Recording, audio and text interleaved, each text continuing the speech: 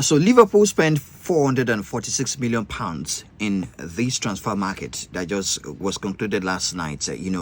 Bigger than what Chelsea spent in 2023 when they spent 434.5 million pounds in the transfer market. And I'm sure that a lot of you guys are wondering, how was Liverpool, how were they able to generate that kind of money and spend that kind of money, especially looking at signing Alexander Isak for 125 million pounds, Florian Wirtz from Bayer Leverkusen for 116.5 million pounds. You also look at Hugo Ekitike, who they brought in for 79 million pounds.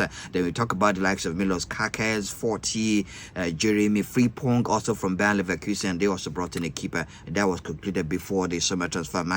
You guys are thinking, how did they beat the PSR rules?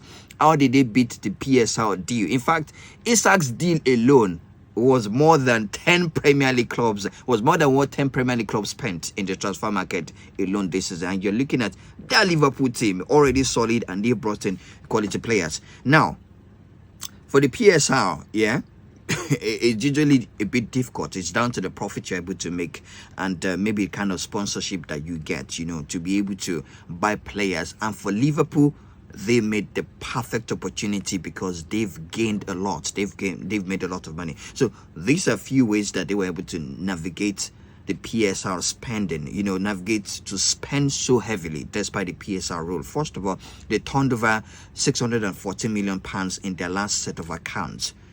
And compared to that of Newcastle turned over 320 million pounds.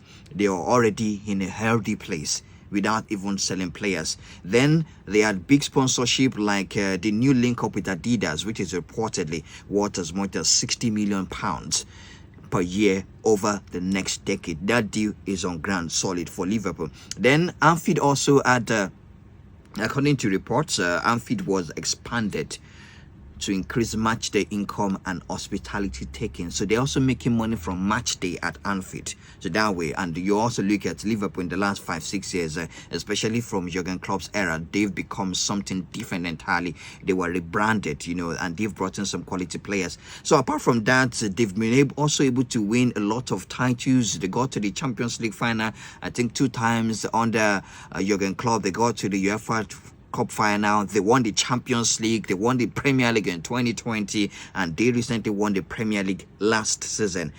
Arne Slot came in as new Liverpool coach, and the only player they brought in his first year was Federico Chiesa for 12.5 million pounds, while other teams were buying players. So they've been able to save a lot. The amount of money they were supposed to spend in 2 transfer windows, in 4